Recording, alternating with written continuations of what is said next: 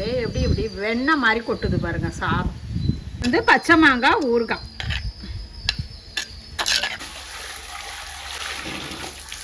நம்ம VSK family உறவுகள் அனைவருக்கும் வணக்கங்க. பங்குனி மாசத்துல வெயில பாருங்க சொல்லுவாங்க. பங்குனி மாச வெயில் ஏதோ ஒரு பழமொழி சொல்லுவாங்க, தெரியல நமக்கு அது என்ன பழமொழியோ தெரியல. அதே சொல்றது மாதிரி இந்த பங்குனி மாசத்துல வெயில பார்த்தீங்கன்னா அப்படி இருக்கு, பழி இருக்கு, நம்ம பல்ல காட்டுற வெயில்னு சொல்லுவாங்க, அந்த மாதிரி இருக்குது. அது நமக்கு தெரியல சரியா பழமொழிலாம் எதுவுமே புரிய மாட்டேங்குதா, தெரியவும் மாட்டேங்குது. தெரிஞ்சதை தானே சொல்ல முடியும். மாங்காவை கட் பண்ணிடுவோம். ஆனால் வெயில் அடித்தாலும் காற்று அடிக்குது.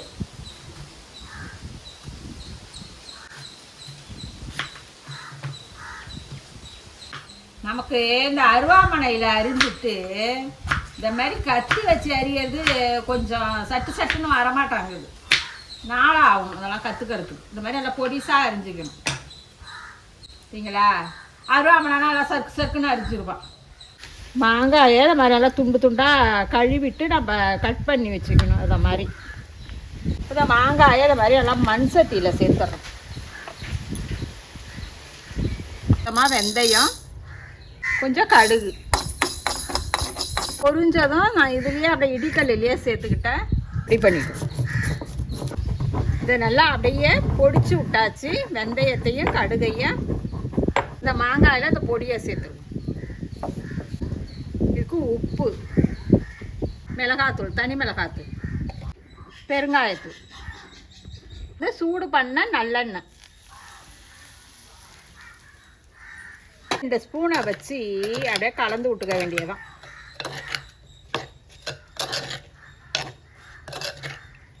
இந்த மாதிரி மண் சட்டியில் நம்ம கலந்து கொடுத்து வச்சுக்கிட்டோம்னா வீணாக போகாது. நம்ம அப்படியே வெயிலில் கூட அப்படியே தூக்கி தூக்கி வச்சு கூட நம்ம தொட்டுக்கிட்டு சாப்பிட்லாம். டெய்லியும் நல்லா ஊற ஊற நல்லாயிருக்கும். இருக்குது பாருங்க, பச்சை மாங்காய் ஊறுகாய் ரெடி ஆகிட்டு அப்படியே தயிர் சாதத்தில் வச்சு சாப்பிட்டா ஆகா, இது அப்படியே ஊற ஊற அவ்வளோ சூப்பராக இருக்கும். நல்லா எண்ணெய் காஞ்சிட்டு கடுகு நல்லா படப்படன்னு பொரியும். உளுத்தம்பருப்பு கொஞ்சம் சேர்த்து, கொஞ்சம் பச்சை மிளகா, இஞ்சி, இந்த காஞ்ச மிளகா, 2 கொத்து கருவேப்பிலை அப்படியே கிள்ளிட்டு சேர்ப்போம். பெருங்காயம். இப்போ அடுப்பை நம்ம வந்து ஆஃப் பண்ணிவிட்டு இந்த மாதிரி தயிரை வந்து நல்லா இது மாதிரி சிலிப்பி வச்சுருக்கோம் பாருங்க. தயிராக ஊற்றக்கூடாது, இந்த மாதிரி நீர் மோர் மாதிரி சிலிப்பி எடுத்துக்கணும்.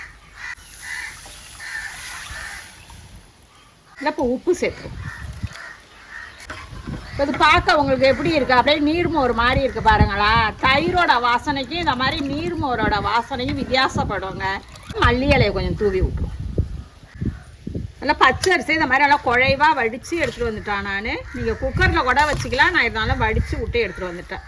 அந்த நீர்மோரை நம்ம எடுத்து கொஞ்சம் கொஞ்சமாக அப்படியே ஊற்றி கலரி கொடுக்க வேண்டியதான் சாதத்தை.